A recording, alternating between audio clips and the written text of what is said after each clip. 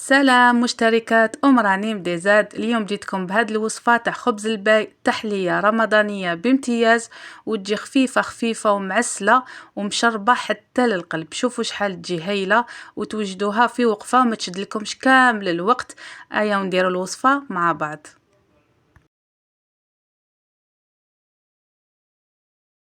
اول حاجه نبداو بها هي الشربات، نوجدوها ونخلوها تبرد. نديرو فيها كاس سكر مع 3 كيسان تاع الماء وطخونش تاع القارص ونخلوها. بعد ما تغلي نحسبوا لها 10 دقائق ونطفوها. الشربات تاعنا لازم تكون خفيفه، ما نديروهاش عاقده.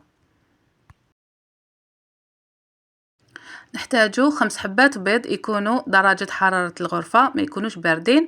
نديرو لهم كاس سكر، درت هذا الكاس تاع 220 مليلتر، ونزيد لهم مغرف صغيره تاع لافاني ونطلعهم حتى الخليط تاعي يولي بيض.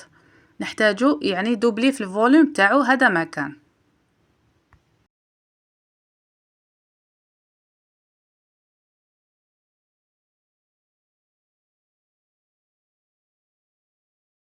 هنا نضيف له شويه زيت تاع السيترون، هذا اختياري ويعطيله بصح بنه هايله في هذا الخبز.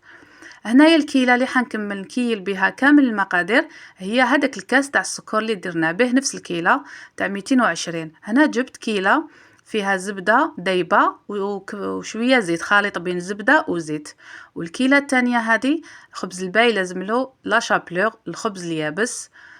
وهنا الكيله تاع مكسرات، انا خيرت هنا شويه لوز شويه جوز. ودرت هنا كيله تاع، انا درت بيمو غاطو مرحي، اي غاطو عندك مرحي، يعني نفس الكيله اللي تكيلي بها الزيت والخبز والغاطو. هنا زدت كيس تاع خميره كيميائيه هي اللي حتنفخ لنا مليح هذاك الخبز. ونكمل نخلطو غير هكذا ونكملو بيدي. هنايا بالنسبة للمكسرات أنا درت اللوز كان بلا قشور، هي من الأحسن يكون اللوز بقشورو، ولكم الاختيار في المكسرات نتوما واش حبيتو ديرو فيه. وهنا شوفوا هذا الخليط لازم يجي شوية تقيل. دوك تشوفوا القوام هذا هو يجي هكذا شوية تقيل، ماشي جاري بزاف وشوية تقيل، يعني المقادير راهم مضبوطين، لو كان تستعملوهم راح تحصلوا على هذه النتيجة. هنا نجيب لابوشادو وجبت هاد القوالب اللي حيدخلوا لي في الفرن. هنا القوالب تاوعي شويه راهم كبار وكاين اصغر منهم. انا هاد القوالب خرجوا لي 9 قطع من الخبز تاع الباي.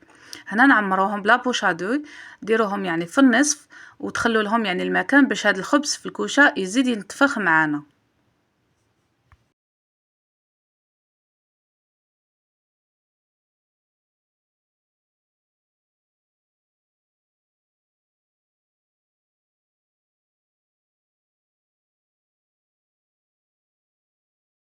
أنا بعد ما عمرتهم ندخلهم في الفوغ يكون على 200 درجة ويكون مسخن من قبل هكذا، ونحمروهم مع الاول نشعلوا لهم غير من التحت حتى ينتفخوا، من بعد نعطوا لهم هذيك التحميره الفوقانيه ورايحين تحصلوا عليهم هكذا.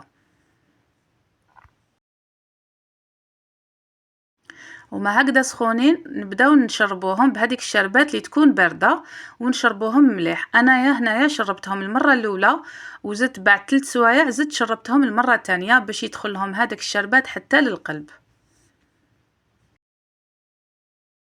ما تنساوش تخلوا لي الاشتراك واللايك والتعليقات اللي نحبهم بزاف.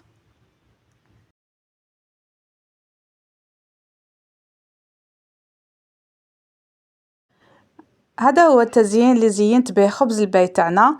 وانايا هنايا هذاك السطح تاعو درت له هذاك الناباج اللي تشروه عند مول الحلويات باش تجيكم هذيك اللمعه الشابه من الفوق، وتقدروا تحطوا عليه التزيين تاعكم، يعني تزيين كل وحده دير واش عندها في الدار. هذاك الخط اللي في الوسط درت له البيستاش، والباقي هادوك حبات تاع المكسرات جوزتهم في لا جولي هذيك باش تجيهم اللمعه وحطيتهم من الفوق. سهل في التحضير وسهل في التزيين، وان شاء الله تكون عجبتكم الوصفه وتعتمدوها في هذا الشهر الفضيل. وان شاء الله تخلوا لي تجربها، تخلي لي كومونتير من تحت وتعطيني رايها في هذه الوصفه خفيفه وهايله ورايحه تعجب كامل افراد العائله.